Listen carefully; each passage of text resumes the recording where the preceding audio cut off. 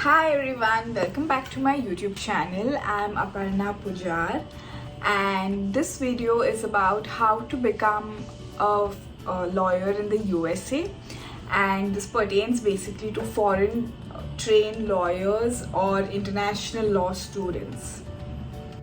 So in this video, I'll be talking about four main topics. Number one is that what are your degree options? Number two is what did I do? What was my journey like?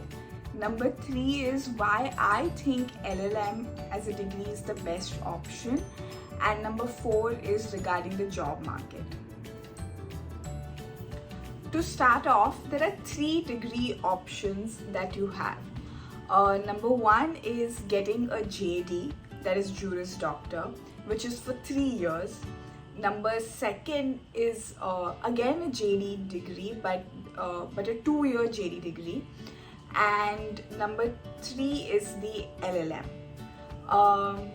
So the JD, the 3-year program is basically the first degree of law that students do here in the USA. There are 2-year JD programs, but not many law schools offer it. And number three, the LLM. The LLM is the degree which I did after coming to the USA. So you need to do any of these three degrees in order to take the bar exam in the USA. Now, this particular degree is, or any of these degrees is needed if you come from the following countries. And this qualifies you to take the bar exam. There is one exception, which is you can take the California bar exam without doing a JD, LLM or a 2-year JD program. You don't really need a... One thing to be noted here is that California bar exam is considered to be really hard. It's considered to be the toughest of the bar exams, and it is not a UBE exam, which basically means that you cannot transfer your scores to a different state by taking California bar exam. You are very restricted to practice only in California. So what did I do and what was my journey like? So after my first law degree in India, I worked for about 3 years. And during COVID, I started my LLM. I went to Columbia Law School for my LLM, and it was a 1-year degree. Actually, not even 1 year, it was a 10 months degree. And I had a very weird year because I was the COVID batch. My course ended in August and I graduated in October. Usually the course ends in around April, May, and you graduate in May and you take the July bar exam. In my case, my course ended at a very odd time of the year. It ended in August and I got my degree in October. So my best option was to take the first bar exam, which would be the February bar exam. And I had to find a job before that. The reason being that once you graduate, your OPT kicks in because you're no longer on your the regular F1, you're on your OPT period. And considering LLM is not a STEM degree, you only have 1 year of OPT period. And once your OPT period kicks in, you have only 3 months to find a job.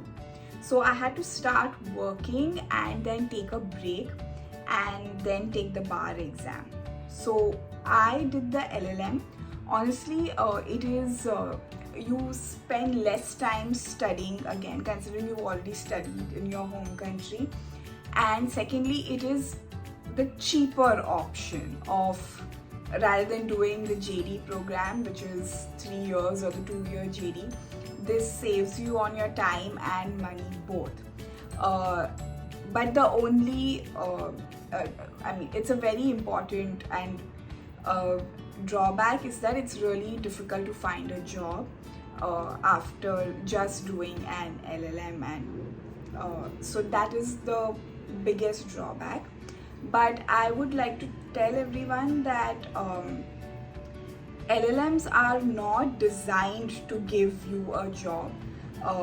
It is only designed to give you some sort of an exposure to how things are working in the US, how it uh, or the international market in general. But no college is going to guarantee you that you're going to get a job after doing an LLM. So that is a big challenge, and it's not impossible, but it is really, really hard. So that was my journey. And now why I think LLM is the best option is because it's a best return on time and investment, honestly. Because even if you do a JD program, let's say you do the 3-year course, because it guarantees you a job. It, like most law schools, at least top law schools, will guarantee you that you would get a job after doing a JD.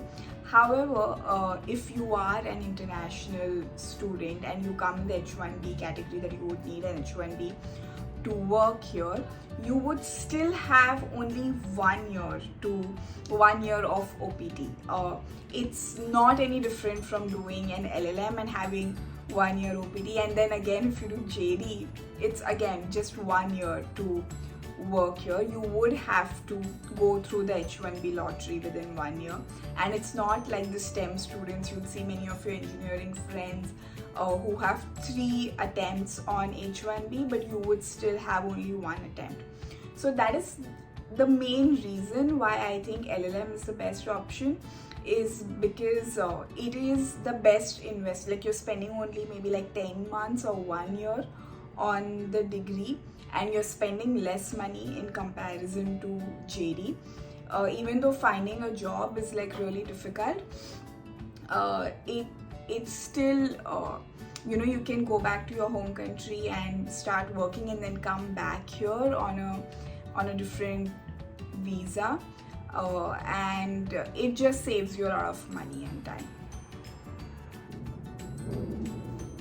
Now, regarding finding a job, what I would like to say is that it is really difficult in general to find a job as a foreign lawyer.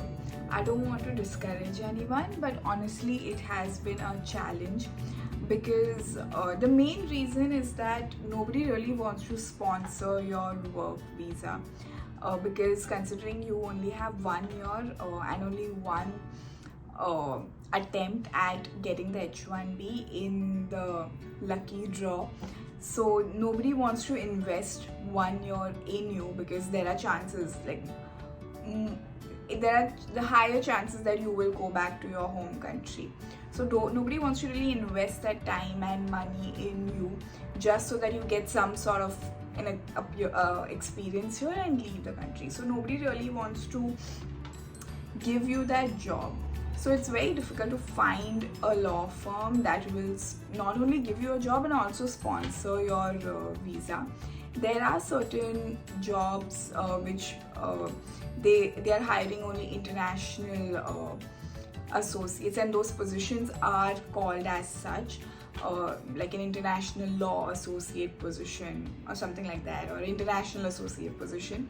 Those are very difficult to find and get because there's a lot of competition. And secondly, they're not going to sponsor your visa unless you really impress them and then you manage to negotiate with them.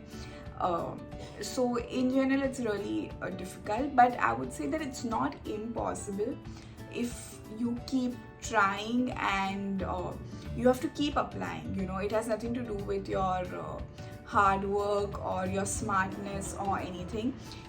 Finding a job, honestly, mostly it's based on luck, and you need to keep applying. I must have sent around like 100 or 200 cold emails, and I would have gotten like 10 to 15 interviews after sending so many cold emails. So that's how it has to be done. You need to keep contacting people, and you need to attend these social network events, and it's just about being at the right place at the right time, and it's very much based on luck. That's all I'll say about the job how to find a job in this video. I'll make a larger, like a bigger video where I'll only focus on finding a job and the visa situation here. That's all for now. Thank you so much for watching this video.